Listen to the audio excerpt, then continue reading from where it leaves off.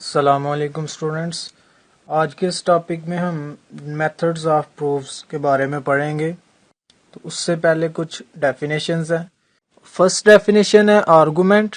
इन उर्दू में इसे हम सबूत या दलील कहते हैं। ये एक ऐसी बात होती है जो डिफरेंट स्टेटमेंट्स पर मुश्तमिल होती है। सीक्वेंस होता है प्रेपोजिशंस का, और उसमें तमाम प्रेपोजिशन में जो लास्ट वाली प्रेपोजिशन को निकाल कर बाकी सारी प्रपोजिशंस को हम प्रीमिसेस कहते हैं। यानी कि उर्दू में कहें तो ये प्रीमिसेस का मतलब बेस या बुनियाद, और जो लास्ट वाली प्रपोजिशन होती है उसे हम कंक्लूजन कहते हैं। वो आर्गुमेंट एक ऐसी स्टेटमेंट होगी जिससे हम कुछ कंक्लूड कर रहे हो, जिसके लास्ट पर कुछ कंक्लूजन मिल रहा हो, कुछ रिजल्ट मिल रहा हो, उसे हम आर्गुमेंट कहते हैं। Then valid argument means ऐसा आर्गुमेंट कि अगर प्रीमिसेस ट्रू हो तो जो कंक्लूजन है वो भी ट्रू हो, तो उसको हम कहते हैं वैलिड आर्गुमेंट। यानी कि अगर हम कंडीशनल स्टेटमेंट ले लें प्रीमिसेस टू कंक्लूजन, तो वो ऑलवेज ट्रू हो। अगर हमारी तमाम प्रीमिसेस ट्रू हैं तो conditional statement premises to conclusion true होगी। कंडीशनल स्टेटमेंट तब भी फॉल्स होगी ना जब आपकी फर्स्ट वाली प्रपोजिशन ट्रू हो और नेक्स्ट जो प्रपोजिशन है वो फॉल्स हो। इस पॉसिबिलिटी को हम एक्सक्लूड कर रहे हैं, निकाल रहे हैं। वैलिड आर्गुमेंट में आपकी तमाम प्रपोजिशंस प्रीमिसेस जो हैं वो अगर ट्रू हो तो कंक्लूजन लाजमी ट्रू होगा। तो देन जो कंडीशनल स्टेटमेंट बनेगी वो ऑलवेज ट्रू होगी। हमारे पास एक टोटोलॉजी आएगी। Then next theorems. थ्योरम ऐसी स्टेटमेंट को कहते हैं जिसे हम ट्रू प्रूव कर सकें, जिसे सही साबित किया जा सके, उसे थ्योरम कहते हैं। और लीमा मीन ऐसे थ्योरम्स जो इतने ज्यादा इम्पोर्टेंट ना हो लेकिन वो दूसरे थ्योरम्स को प्रूव करने के लिए यूज हो, तो उसे हम लेमा कहते हैं।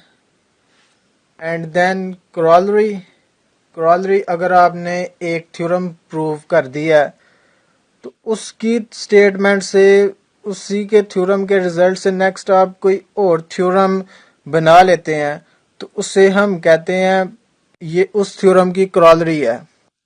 थोड़ी बहुत चेंजिंग करके उस थ्योरम में से उस थ्योरम में जो भी जिस तरह भी उसे प्रूव किया उसी तरह हम नेक्स्ट एक स्टेटमेंट और बना लेते हैं। उसे हम कहते हैं ये जो थ्योरम नीचे क्रॉलरी है। बेसिकली क्रॉलरी होता तो थ्योरम ही है लेकिन वो किसी दूसरे थ्योरम से हम अहज करते हैं, इसलिए हम कहते हैं कि उसे कहते हैं corollary. Next, methods of proving theorems.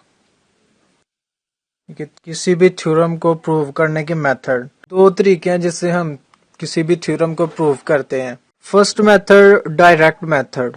Simply आपके पास एक स्टेटमेंट है, if n is even then n square is even. Then आप first part n is even को ट्रू कंसिडर कर लेते हैं और देन आप डिफरेंट रिजल्ट्स यूज करके तो आप n स्क्वायर को इवन प्रूव कर देते हैं। तो ये तो सिंपल हो गया डायरेक्ट मेथड। डायरेक्ट प्रूफ्स में स्टेटमेंट में जो गिवन होता है उसे हम ट्रू अज्यूम कर लेते हैं। देन नेक्स्ट हमने जो प्रूव करना होता है डिफरेंट रिजल्ट की मदद से उसे प्रूव करते हैं। इनडायरेक्ट में जो हमने प्रूव करना होता है हमें उससे अज्यूम करते हैं और नेक्स्ट जो हमें गिवन होता है हम उसकी तरफ जाते हैं डिफरेंट रिजल्ट की मदद से। इनडायरेक्ट में हम रिवर्स करते हैं, यानी कि हमने जो प्रूव करना होता है हम उससे अज्यूम करते हैं और देन नेक्स्ट जो गिवन होता है उसकी तरफ जाते हैं।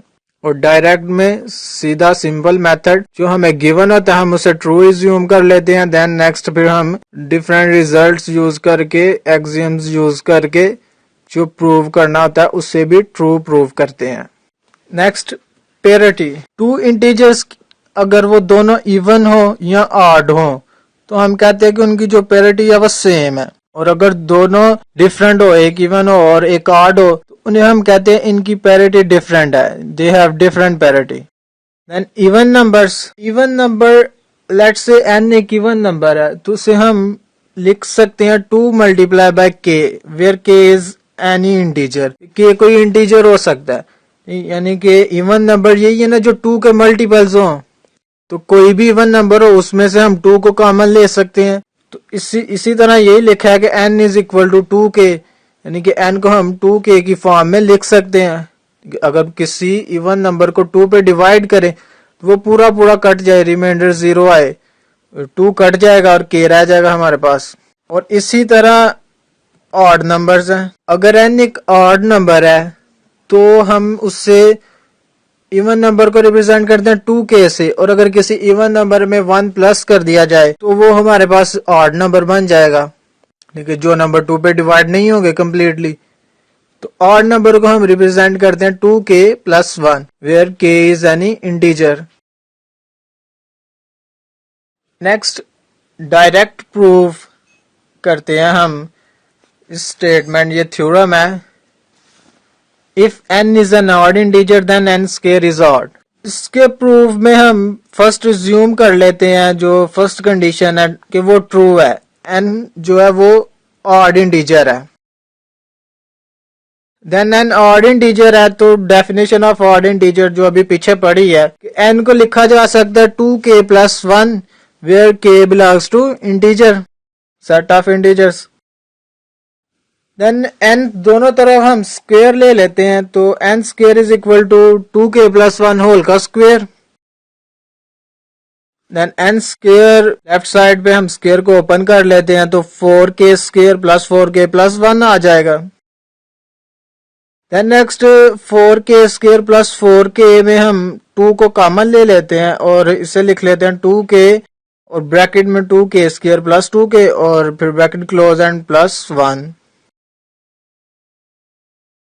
नेक्स्ट n स्क्वायर को हम लेट कर लेते हैं, n square is equal to 2k dash plus 1 where k dash जो है वो 2k स्क्वायर प्लस 2k है। तो कोई भी इंटीजर का स्क्वायर भी इंटीजर ही होगा, उसे 2 से मल्टीप्लाई कर दें फिर प्लस उसके 2 से मल्टीपल उसमें ऐड कर दें तो इंटीजर ही रहेगा। आप इंटीजर्स के साथ अगर ऑपरेशन करते हैं प्लस माइनस या मल्टीप्लिकेशन का तो रिजल्ट में तो इंटीजर ही आएगा। तो k डैश जो है वो भी तो एक इंटीजर ही है फिर, और n स्क्वायर जो है वो ऑड इंटीजर की डेफिनेशन पूरी कर रहा है, यानी कि n स्क्वायर को हमने इस फॉर्म में लिख लिया 2k dash plus 1 where k dash is an integer. तो therefore n square is odd, तो हमने इसे प्रूव कर लिया। और डायरेक्ट प्रूफ था, हमने फर्स्ट स्टेटमेंट को अज्यूम किया कि वो ट्रू है, देन फिर हम n स्क्वायर को हमने ट्रू प्रूव कर दिया डिफरेंट रिजल्ट या डिफरेंट रूल्स को यूज करके। नेक्स्ट एक और एग्जांपल करते हैं। प्रूफ करना है कि अगर m plus n and n plus p even integers है, m n एंड p जो है वो इंटीजर है, और m और n को प्लस करें और n और p को प्लस करें तो इवन इंटीजर्स हों, दोनों इवन इंटीजर्स हों, तो देन अब n को p में प्लस करें तो वो भी इवन इंटीजर आए, ये प्रूव करना है। तो इसका प्रूव करते हैं हम।